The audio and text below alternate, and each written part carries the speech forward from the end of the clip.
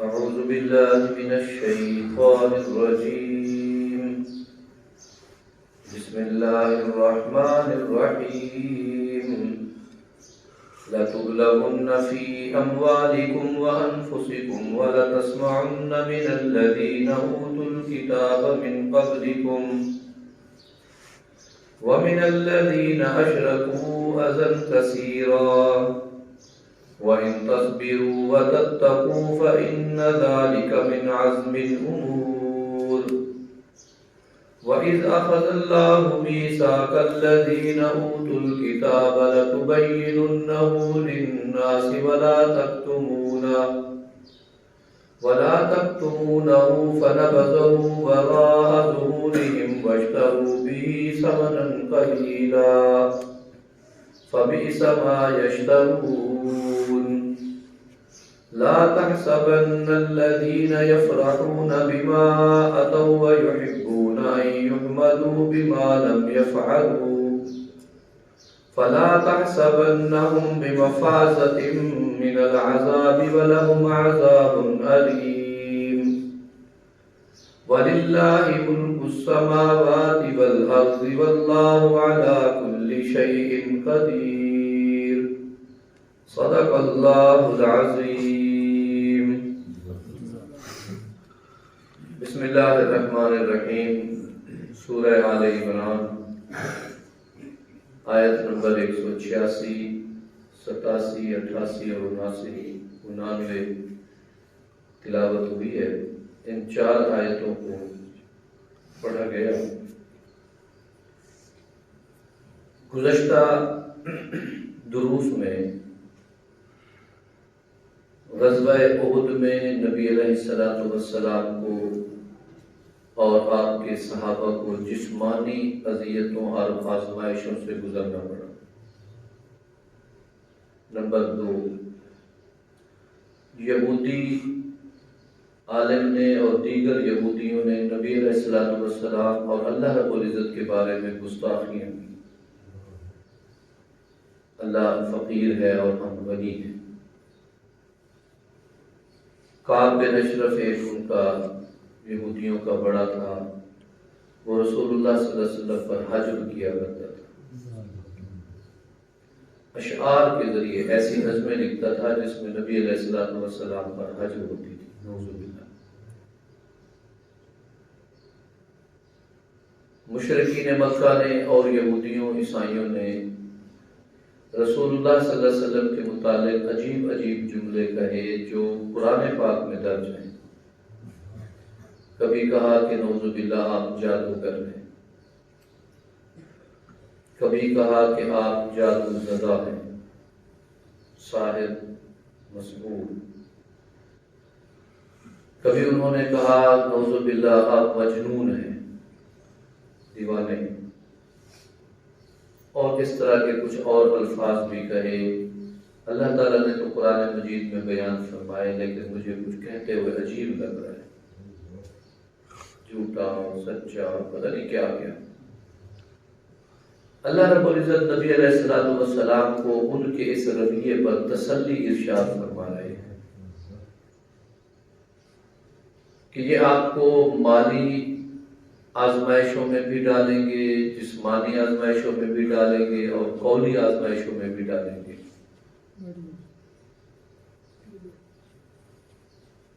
مالیات کے حوالے سے بھی مسلمانوں کو انہوں نے اپاہج کرنے کی، مالی طور پر سوشل بائیکاٹ کرنے کی بڑی کوششیں کی. ان سے کوئی خرید و فروخت نہ کرے، ان کو کوئی چیز نہ بیچے، ان سے کسی قسم کا لین دین نہ ہونا چاہیے. معاہدے لکھے اور انہیں کعبے کی دیواروں پہ لٹکایا.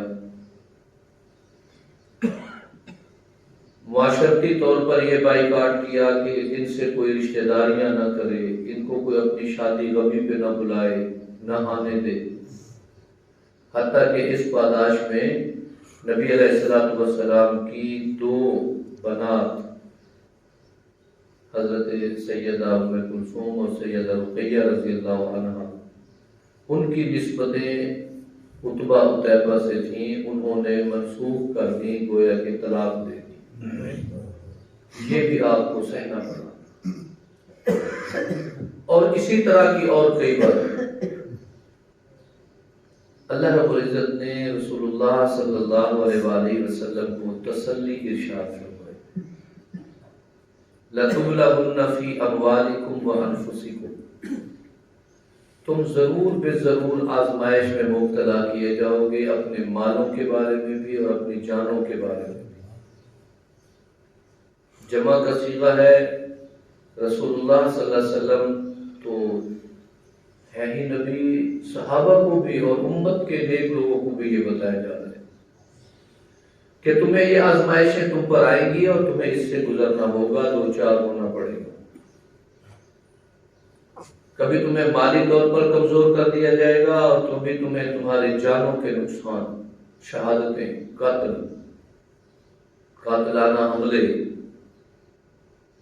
یہ تم پر ضرور آئیں گے.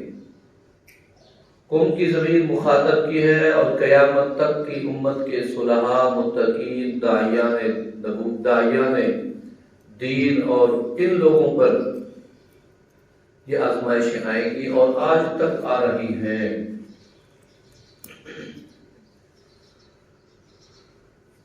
دیکھ لے، جو بھی اللہ کے دین کی بات کرے گا، اس کی سربلندی کا تذکرہ کرے گا، اسے اس آزمائش سے گزرنا پڑے گا. ابھی پچھلے دنوں ڈاکٹر محمد عادل شہید رحمت اللہ علیہ ہمارے پاکستان کے چوٹی کے علماء میں سے اور دنیا کے عظیم علماء میں سے، کئی دیگر ممالک سے جن کو ان کی قابلیت، ان کی محنت، ان کی ذکاوت، ان کی کوششوں پر خراج تحسین پیش کرنے کے لیے میڈل دیے گئے، یعنی اقرار کیا گیا ان کی خدمات کا،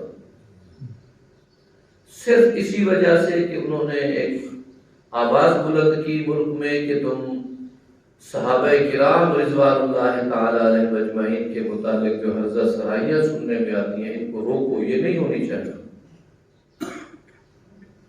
بس وہ برداشت ہوا اور آخر ان کو راہ سے ہٹانے کے لیے شہید کر دیا گیا. اور ایسی کئی شہادتیں تو ہمارے سامنے ہیں اور کتابوں میں دیکھیں تو ہر روز اور ہر دن اور ہر شہر ان شہادتوں سے بھرپور ہے. لیکن اس کے باوجود ان شہادتوں کی مٹھاس اور مزہ اور چاشنی کیا ہے کہ یہ آواز دب نہیں سکی. کبھی اگر کہیں کمزور پڑ گئی تو کسی اور جگہ پر حکمت کے طور پر اس سے طاقتور ہو کر نکلی. تم آزمائے ضرور جاؤ گے.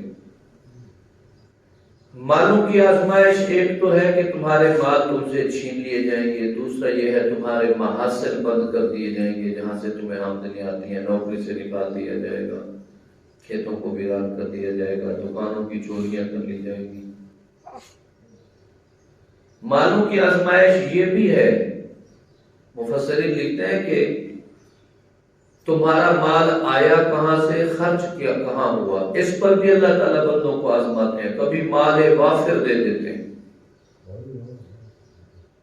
مال اتنا دے دیتے ہیں کہ سنبھالے نہ سنبھالا جائے اور بہت زیادہ ہو، اور پھر اب دیکھتے ہیں کہ وہ اس مال کے آنے پر کتنی تحقیق کرتا ہے کہ یہ مال حلال سے آ رہا ہے یا حرام سے آ رہا ہے.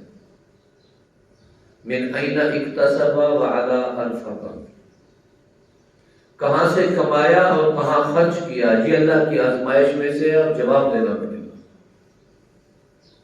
بعض اوقات ہماری کمائی تو بالکل صاف ستھری طیب طاہر ہوتی ہے، لیکن جہاں خرچ ہو رہا ہوتا ہے وہ اسراف اور تبذیر ہوتا ہے. اسراف اس خرچ کرنے کو کہتے ہیں کہ جہاں خرچ کرنے کی ضرورت تھی، 5 روپے ہم نے خرچ کر دیے 10 روپے، خوشی میں آ گئے، موج میں آ گئے، یہ اسراف ہے، اس کا جواب دینا پڑے گا. تبذیر یہ ہے کہ اسراف کے متعلق ہے کہ اللہ تعالیٰ مسرفین کو پسند نہیں کرتا. ان اللہ لا يحب المسرفین. خرچ کرنے کی ضرورت تھی وہ خرچ 5 سال میں ہو سکتا تھا اور کام چل سکتا تھا، لیکن خوشی یا غمی کے جذبات میں آیا تو وہ خرچ اتنے بڑھا دیے کہ اتنی ضرورت تھی نہیں۔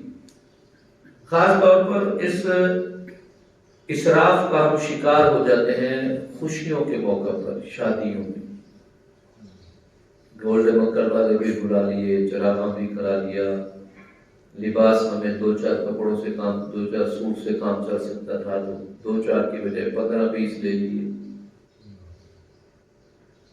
اور خاص طور پر ہماری اسلامی خواتین ماؤں بہنوں میں جو رواج چل پڑے ہیں نا فیشن کے، انہوں نے تو اور بھی کام کو اتنا تیز کر دیا ہے کہ بس آدمی پریشان ہو جاتا ہے۔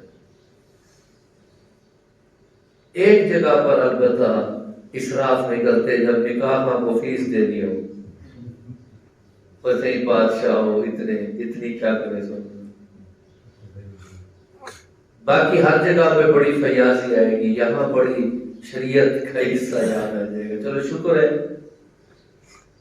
شریعت کا حصہ چلو کہیں تو یاد آئی گی۔ اسراف اس کو کہتے ہیں، مبذر اس کو کہتے ہیں تبذیر کے خرچ کی سرے سے ضرورت تھی ہی نہیں اور خرچ کر دیا، ضرورت تھی لیکن ضرورت سے زیادہ خرچ کیا، یہ اسراف ہے۔ ایسا کرنے والا مسرف ہے، اللہ مسرفین کو پسند نہیں کرتے، محبت نہیں کرتے اس سے۔ اور تبذیر یہ ہے کہ خرچ کی ضرورت نہیں تھی پھر خرچ کر دیا۔ اللہ نے فرمایا ان المبذرین کانوا اخوان الشیاطین، یہ مبذر جو ہے یہ شیطانوں کے بھائی ہیں، یہ شیطانی سوچ ہے اس کے بھائی۔ آگے چلتے ہیں، وفی انفسکم، تمہیں تمہاری جانوں کے بارے میں آزمایا جائے گا، کبھی مقدمے، کبھی گرفتاریاں، کبھی قید، کبھی شہادتیں، یہ آتی رہیں گی، ضرور آزمایا جائے گا۔ اور ایک حدیث پاک میں آتا ہے ہر بندے کو اس کے دین کے مطابق آزمایا جاتا ہے۔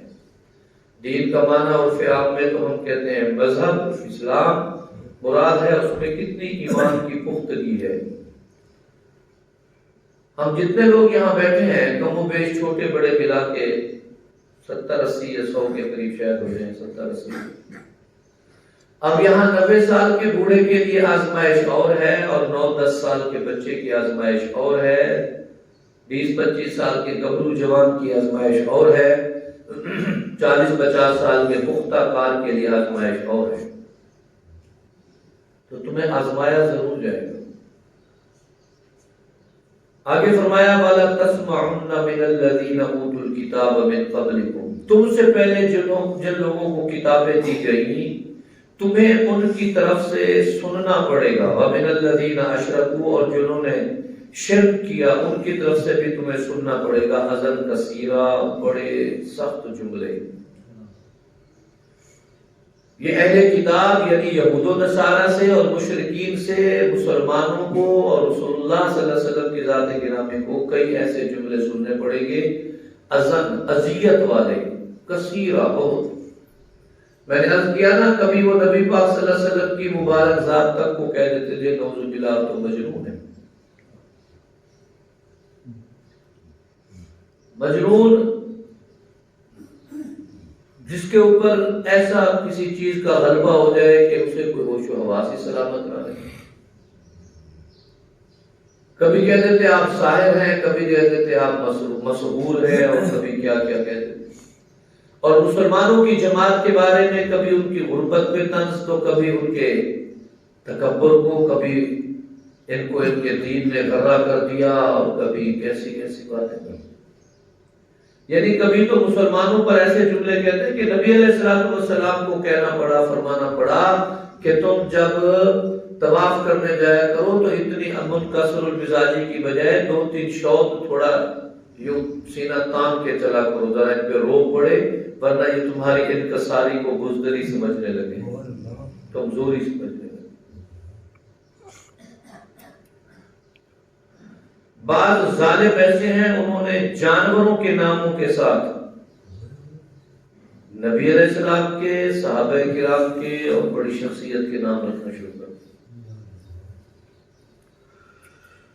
گستاخی بے ادبی کے ایسے ایسے جملے تمہیں سننے پڑیں گے کہ تقوی کے اعلیٰ مقام پر جو فائز ہے انہیں نعوذ باللہ شرابی تک کہہ دیں گے، خائن تک کہہ دیں گے۔ دیانت اور پرہیزگاری کے اعلیٰ درجے پر جو فائز ہے انہیں ایسا گھٹیا کوئی لفظ استعمال کر دیں گے بندہ سن کے تڑپتا رہے، اور وہ بڑے خوش ہوتے ہیں کہ ہم نے دیکھو کیسی ذہنی اذیت پہنچائی۔ اللہ پاک فرما رہے ہیں تمہیں یہ سننا پڑے گا، یہ سننا پڑے گا، اس پر صبر کرنا پڑے گا۔ ابھی دیکھ لیں یہ چند دن پہلے ہمارے اپنے شہر میں ایک بدتمیزی کی ایک شخص، بھئی حد ہوتی ہے، کوئی اختلاف رائے ہونا ایک علیحدہ بات ہے، کوئی مسئلے کا اختلاف ہونا علیحدہ بات ہے، اس حد تک بدتمیزی کہ پاؤں کے تلوے پر صحابہ کے نام لکھنا اور پھر چل کے خوشی محسوس کرنا کہ میں ان کے ناموں کو نیچے لکھوں، اور اس کے پیچھے ایک کمیونٹی ہے اور ایک افراد ہے اور ایک قوت ہے اور ایک لابی ہے۔ اب وہ اس کو بچانے میں، اس کو تحفظ دینے میں سارے اکٹھے ہو گئے۔ اتنی وحشت یار، رسول اللہ صلی اللہ علیہ وسلم نے تو فرمایا کسی کے جھوٹے خدا کو بھی برا نہ کہو، جھوٹا نہ کہو، ورنہ تمہارے سچے کو جھوٹا کہیں گے۔ اور بدبختی کے اس مقام پر اہل کتاب اور مشرکوں جیسی عادتیں کہ یہ تمہیں ان سے اذن کثیرہ بڑی تکلیف دہ باتیں سننی پڑیں گی، اور سن رہے ہیں۔ اس کا مقصد ہے کہ رسول اللہ صلی اللہ علیہ وسلم کے لیے اور صحابہ کے لیے قرآن پاک نے جو تسلی کے الفاظ عطا فرمائے تھے وہ آج تک قائم ہے۔ کل کا بھی اہل کتاب اور مشرک ایسے تھا، آج کا بھی اہل کتاب اور مشرک ایسے ہے۔ کل کے بھی اہل ایمان کو تسلی دی گئی تو آج کے بھی اہل ایمان کو تسلی ہے کہ تمہیں ایسی گھٹیا نازیبا باتیں سننی پڑیں گی۔ اچھا پھر کریں کیا؟ وَإِن تَصْبِرُوا، اگر تم نے صبر کیا، وَتَتَّقُوا، اور تم اللہ سے ڈرتے رہے اور پرہیزگاری کرتے رہے، بدلے میں زیادتی کے بدلے میں زیادتی کی بجائے صبر کرتے رہے، حوصلے سے رہے اور حکمت سے کام چلاتے رہے، فَإِنَّ ذَلِكَ مِنْ عَزْمِ الْأُمُورِ، یہ بڑے پختہ اور اعلیٰ کام ہیں جن کو اللہ یہ خوبیاں عطا کر دے گا، وہ بڑے اعلیٰ کاموں کی طرف جا رہا ہے۔ اس کے اعلیٰ ہونے پر اللہ دنیا میں بھی اجر عطا فرمائیں گے اور آخرت میں بھی بھلائیاں نصیب فرمائیں گے۔ اچھا جی، اب اگر کوئی ایسا کہتا ہے، اذیت دیتا ہے، تو وہ اپنا ہی کوئی نقصان کرے گا۔ ہمارے بڑے ہمیں سمجھاتے ہیں کہ چاند کا تھوکا اپنے منہ پہ آتا ہے، چاند پہ بھلا کیا جانا ہے؟ چاند کی چمک پہ کسی کا ایسی حرکت کا کیا نقصان ہونا ہے؟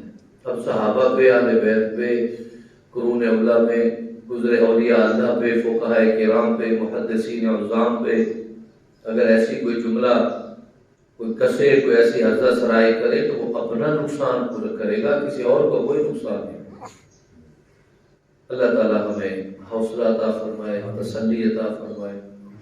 یہ ایک آیت ہم پڑھ سکے، آیت نمبر 186، باقی 3 آیتیں انشاءاللہ کل۔ وآخر دعوانا الحمدللہ۔